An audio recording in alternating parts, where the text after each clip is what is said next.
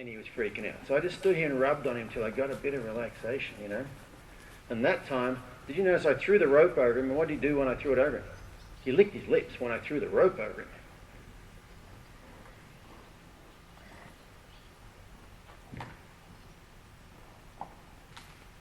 Right there, just a little bit of a blink. Yeah, okay, little man.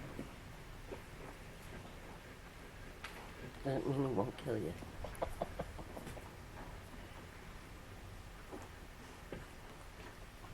You don't want to come over here, I've got this thing. Oh. Now, that's completely different than yesterday.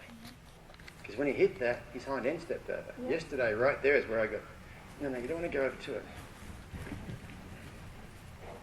Hang on, this thing's all tangled up here. No, wait a second.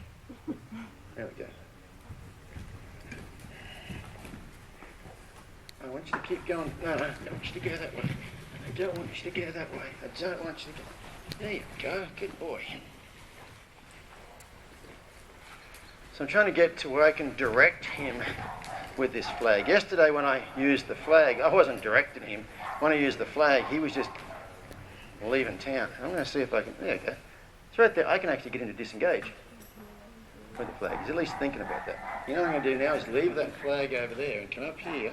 Yeah, okay. Yeah, it's okay. Give him a good old rubbing. Thanks.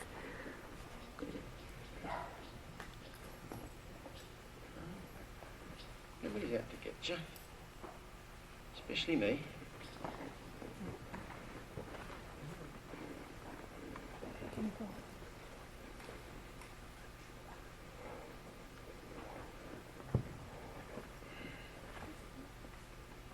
Big old blink there, aren't you?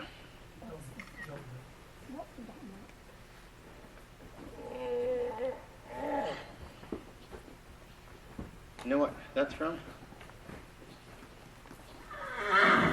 Too much of that. See, when he went up, then his body went and his feet forgot to follow.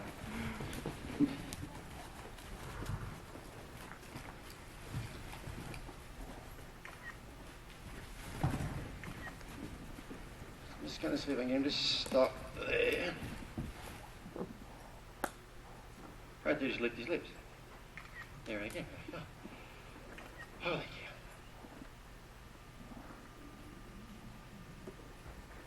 cow. And I might go back and do a little bit of this that we did yesterday.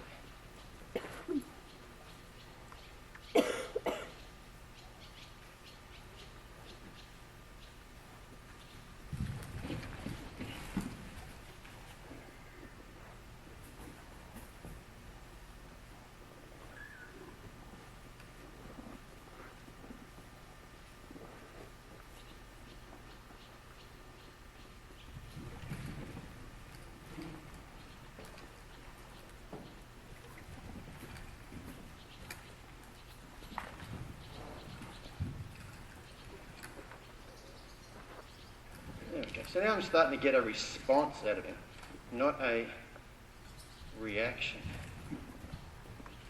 So what I might start doing right here, put out of there, is see if I can start to get him just to maybe step over a little bit more behind like this with this flag.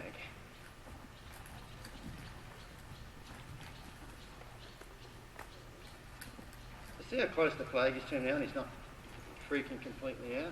And then I might just change sides, have a step over here. See if I can just get him to step, go.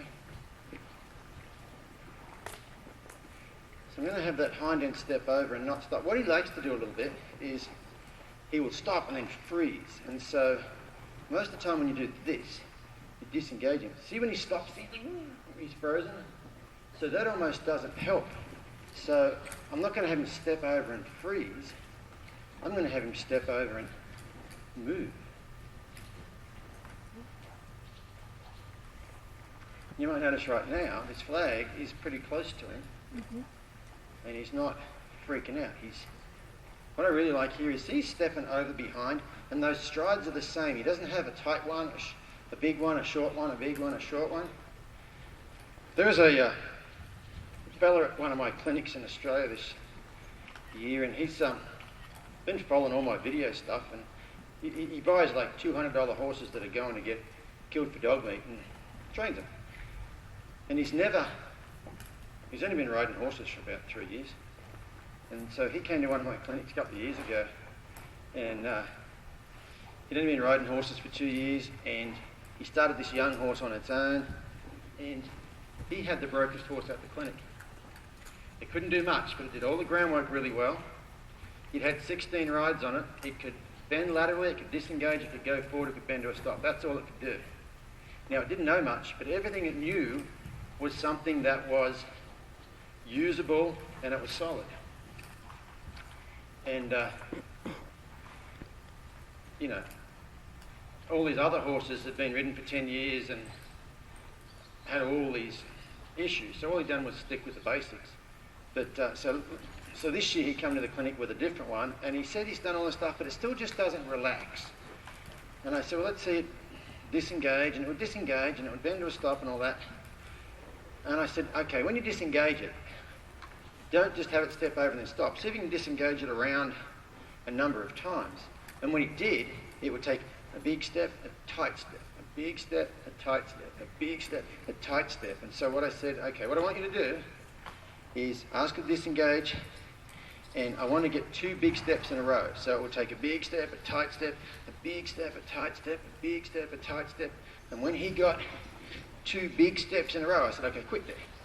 And then we started again. We worked on it until he could get 3 big steps in a row and 4 big steps in a row. But it didn't just happen. He'd do 2 big steps and he'd tight, and then a big step, and then tight, and that's all he worked on for probably an hour or so. And when he finally came out of that and rode it around, he goes, this horse has never been this relaxed before.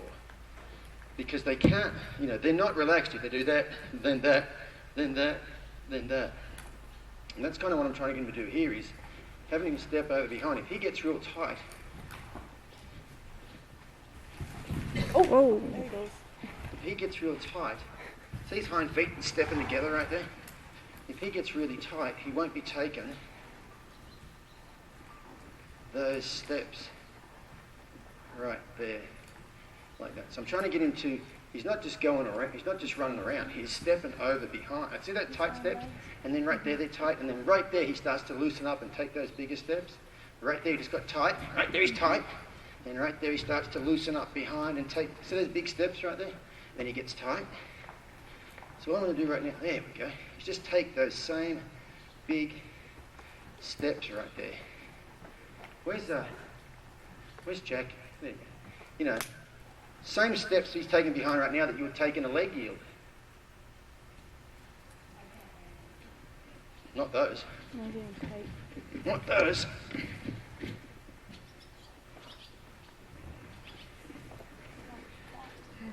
I said, Jackie, the same steps he's taken behind right there are what he would take in a leg yield. But they've got to be, see, there you go, he gets tight, he gets loose behind, and then he gets tight. So what I'm doing now is when he gets loose behind there, I'll go over here. There you go. See when he left there, he didn't just panic and leave, he just went. Just going to come in here and have him step over behind. See those big steps over behind? This is his easier side, so I'm not going to do that forever. I will just change sides here. There you go. Like how soft that turn was right there. And I'm trying to get him to step over. Oh, see, he just got tight. And he goes again. And see when he got tight, when he went to leave, see him pull on this rope? I was talking yesterday about how their loin and their head are connected. And right then when he got tight behind, as he left, he almost pulled this rope out of my hand. But when he is stepping over behind like that, the rope is sitting in my fingertips right now. I don't have to pull them this hard to control them because you've got that. Now I will right here, because he's going to get tight again. See that? Do you already see the connection between that stepping over behind and the softness right here? Remember with Melissa's horse yesterday, doing that stuff on the ground. Melissa's horse would go around with its nose on the outside. Yeah. Oh, there's a stirrup on the ground there. Melissa's horse would go around with its nose on the outside. When I got this loin and rib cage kind of broke loose, that nose was coming to the inside, but all the tightness was back there. It was coming out up there, but they're all connected.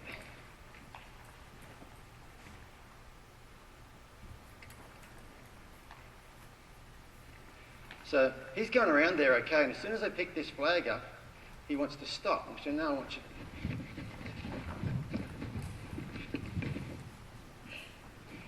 How to scatter a crowd. So all I did then, differently, was raise that flag up just a little bit.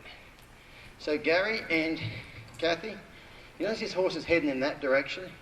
He's dragging me that way, so I would take your horses over there, because he has not headed. Now, I don't know why he's heading that way, but what I do know is he is heading that way. So he's going around here okay. Now just watch. I'm going to raise this flag up and he's going to want to stop. Oh, that was a little better. So I just put that flag in a little different spot.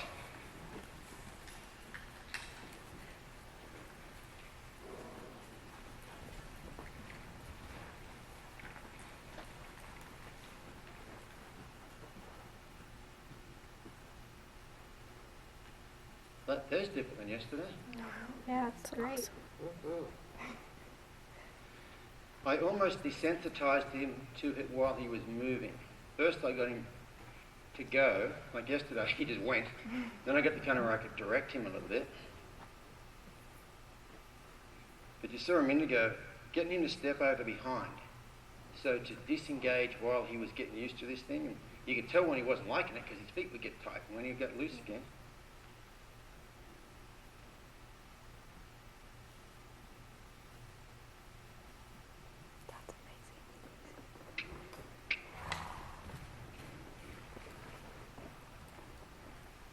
now, who's got the horse that's almost shut down a little bit? Is that you, Carl? Yeah. Right there, if I kept waving that flag around right there, it'd be very easy for this one to get shut down. So as soon as he was like comfortable standing still, I'm going to get him moving again. I don't want him to just lock up like that.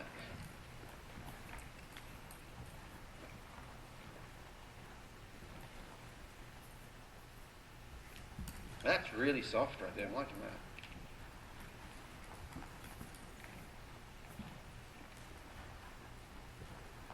That's really soft. So I'm just going to change hands right here. Point right here, and which foot was the last one to move? There, just moved that inside front foot right there. He kind of locked up right there. I talked about that yesterday, how you get all this stuff loosened up, you'll get those front feet loosened up. I talked at lunchtime about a fellow from Australia that said, your horse's respect can be measured by the length and the quality of their focus. Here I says a thing, if your horse floated, like if you tied enough helium balloons to your horse to where their feet didn't touch the ground, they would never pull on you. They would just float around here in a circle. Those feet pushing against the ground that actually pulls on you. No. Over this way. There we go. That bit right there is not that amazing because he was pretty good on this side. But the part I'm liking is when he makes that turn and just leaves and doesn't just shoot off. Now, some people could say, well, he's all hot and sweaty. Yeah, he was that hot and sweaty when he was dragging me around here yesterday. Hot and sweaty is not going to prevent a horse from running around. So there we go. You see that he started to get stuck and then he became unstuck quite easily.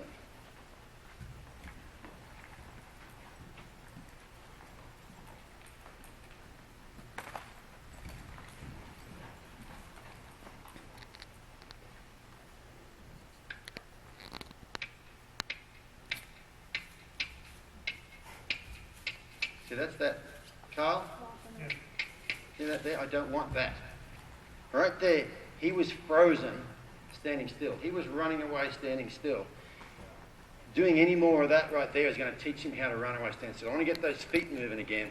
When he comes to a stop, I'd like him to be relaxed when he comes to a stop. Right there, so there's hind feet stepping back. There we go. He's got so much better coping skills here, don't you, little man? There you go. Such a scared boy, aren't you?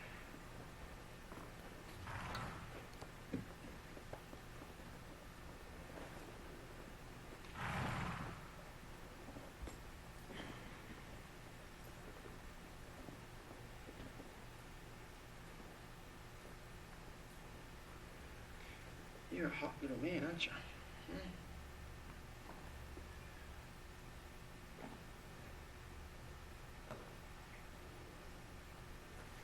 So this might be a loaded question. Could you attribute this to anything where he's had one owner since birth and handled by one owner? Or do you see that? I know that you had some videos or whatnot on the Mustang you were working with. I know breed isn't. No, I think if she'd have taken hold of that flag yesterday, she'd have got drug around just as much as me. Right, yeah. But just the horse? Just no foundation? Yeah, I don't know, just not, the poor little guy doesn't have a lot of coping skills, you know what I mean? But that whole one owner thing depends on how that one owner handles them. You know, I was in Florida earlier this year and there's a lady at the clinic there and she says, my horse doesn't like other people. And she was standing there desensitizing a horse and it was completely relaxed, okay? And I said, really? Like who? She goes, oh, you know, the vet, the farrier. I said, what about me? She goes, no, I probably wouldn't like you. So I walked up there and grabbed hold of the rope and I walked up and ran backwards and she goes, see? And I said, okay. No, she told me she doesn't like men, okay? So I said, okay, let me see. So I did that and the horse ran backwards and snorted. And I said, okay, what I'm going to do now is I'm going to have a sex change right before your eyes. You ready? Bing! Okay, now woman. And then I approached the horse just like her.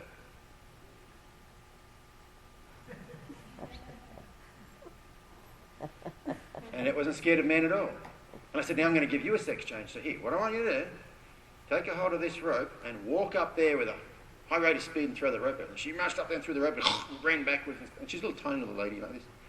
I said, the thing with you, she lives on the eastern beaches of Florida. I said, you've got that cool beach vibe, you know, chilling, dude, sort of out living life, and everything you do with your horse, you just kind of chill out, dude, yeah, cowabunga, you know, and that's all your horse knows. Well, the vet hasn't got time to do that. The vet's got to go over here, he's got to get his thing, and the farrier's got to, you know, and I said, you've only ever been one person. You need to be lots of different people. Balance. I've been talking about that balance all this weekend. It's not about one or the other. She's always done this sort of thing. There you go, man. Have a lick. She'd always done that sort of thing, and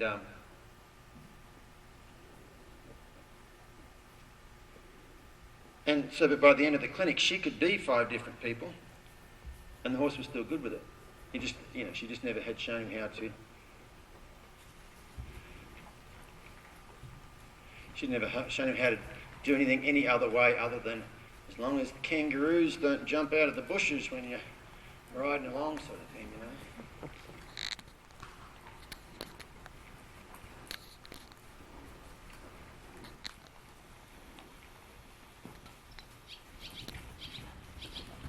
Can anybody tell me where this horse swings out the widest?